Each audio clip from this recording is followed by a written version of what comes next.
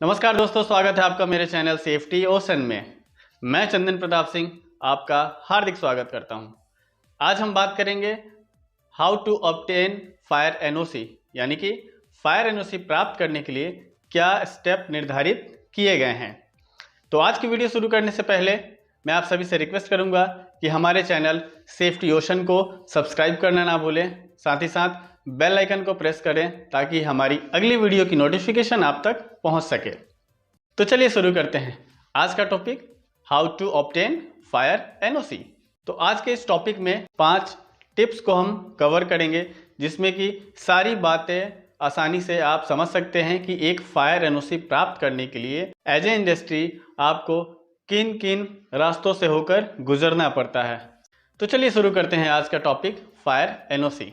तो हम इन 5 टॉपिक्स का जिक्र करेंगे, जिसमें पहला है एप्लीकेबिलिटी, दूसरा required resources for fire NOC, तीसरा बिल्डिंग क्लासिफिकेशन, चौथा रिक्वायर्ड डॉक्यूमेंट्स और पांचवा टॉपिक सबमिशन। तो चलिए जानते हैं कि फायर एनओसी प्राप्त करने के लिए एप्लीकेबिलिटी क्या होती है। तो एज पर fire prevention and life safety measure act के तहत अगर आपके प्लांट की बिल्डिंग्स 15 मीटर की हाइट से ऊपर है तो आप फायर एनओसी के लिए एप्लीकेबल हैं। इसके अलावा अगर आप हजार्डस स्टोरेज करते हैं तो आप फायर एनओसी के लिए एप्लीकेबल हैं।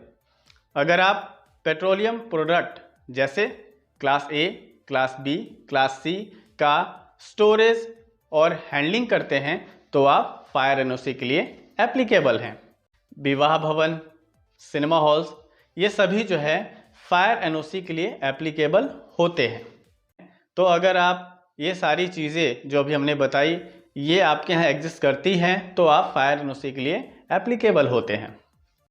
तो चलिए जानते हैं required resources for fire NOC क्या क्या होती है।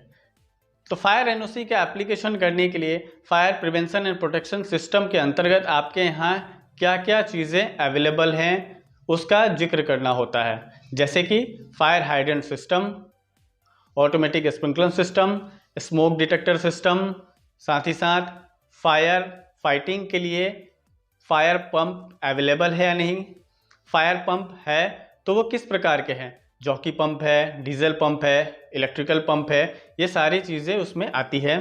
इसके अलावा इन सभी का देख रेख करने के लिए फायरमैन या फिर फायर ऑफिसर यानी कि फायर फाइटिंग जो मैन पावर है उसका डिटेल भी हमारे पास होना चाहिए। साथ ही फायर फाइटिंग के लिए किस प्रकार से वाटर स्टोरेज कैपेसिटी है, वाटर स्टोरेज की कैपेसिटी क्या है, यानी हमने उसको अंडरग्राउंड करके रखा है या फिर टेरेस पे रखा है, उसका भी जिक्र करना है उस फायर एनओसी एप्लीकेशन के दौरान। और वाटर कैपेसिटी जो है आप सभी को पता होना चाहिए कि वो एरिया वाइज डिपेंड करता है। अगर जितना बड़ा एरिया है आपका उस हिसाब से फायर लोड कैलकुलेशन के हिसाब से आपको वाटर कैपेसिटी का प्रावधान रखना होता है।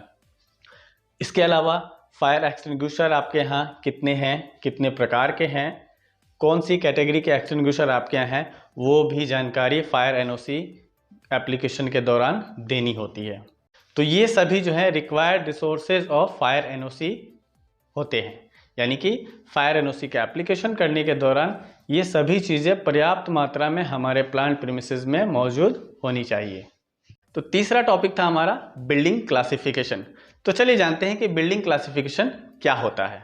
बिल्डिंग क्लासिफिकेशन यानी कि हजार्ड क्लासिफिकेशन जो कि नेशनल बिल्डिंग कोड 2005 अंतर्गत किया जाता है, जिससे कि ये पता चलता है कि जिस प्लांट के लिए, जिस प्रीमिसेस के लिए, जो स्टोरेज के लिए हम फायर एनओसी का एप्लीकेशन करने जा रहे हैं वो बिल्डिंग किस हजार्ड कैटेगरी में आती है।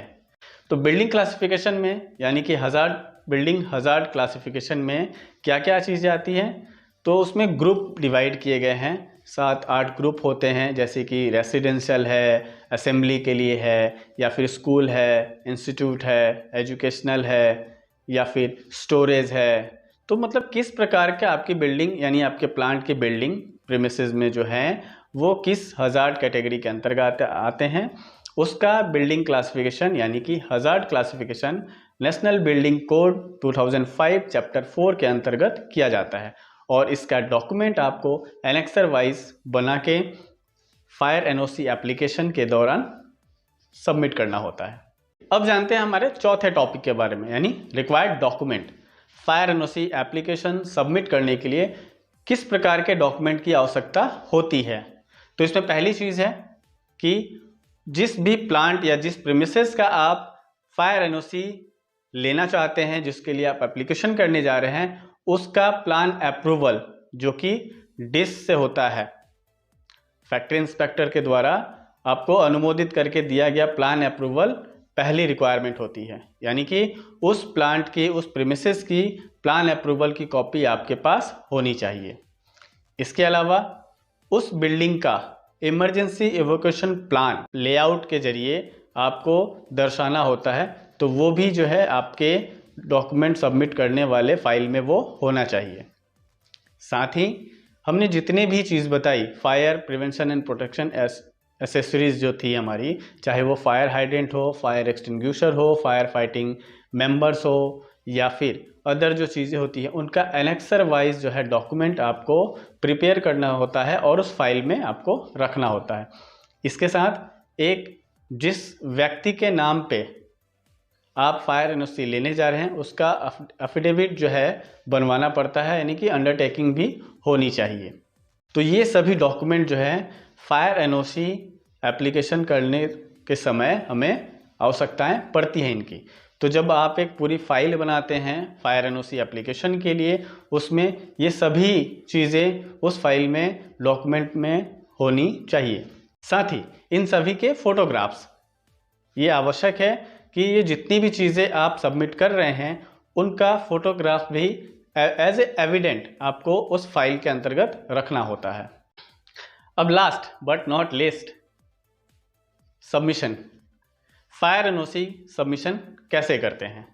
तो जिन 4 टॉपिक पे अभी हमने बात की, ये सारे प्रिपेयर हो जाने के बाद हमारी तरफ से लास्ट ऑप्शन है सबमिशन करने का, कि हम उस फायर एनओसी को कैसे और कहाँ सबमिट कर सकते हैं। तो फायर एनओसी एप्लीकेशन सबमिट करने के 2 ऑप्शन हैं, पहला ऑफलाइन, दूसरा ऑनलाइन।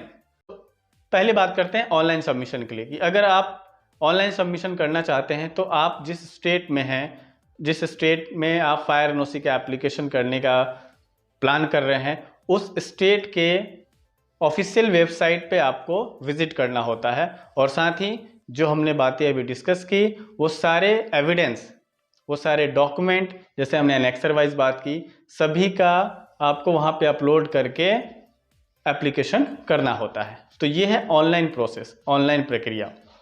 इसके अलावा जो दूसरा ऑप्शन है ऑफलाइन का, ऑफलाइन में भी जैसे हमने बात की कि आपको 2 फॉर्म भरने होते हैं, form A and form B.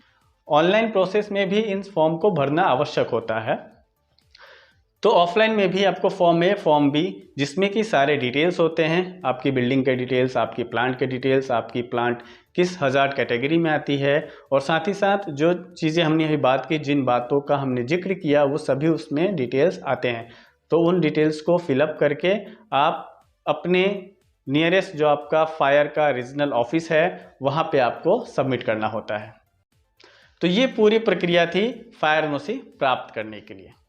तो दोस्तों, उम्मीद करता हूँ कि आपको आज की हमारी topic how to obtain fire NOC अच्छी लगी हो। अगर अच्छी लगी है तो प्लीज़ इसे लाइक करें, शेयर करें। तो आज का टॉपिक हम यहीं समाप्त करते हैं। मिलते हैं हम अगले वीडियो में किसी नई टॉपिक के साथ। तब तक के लिए धन्यवाद।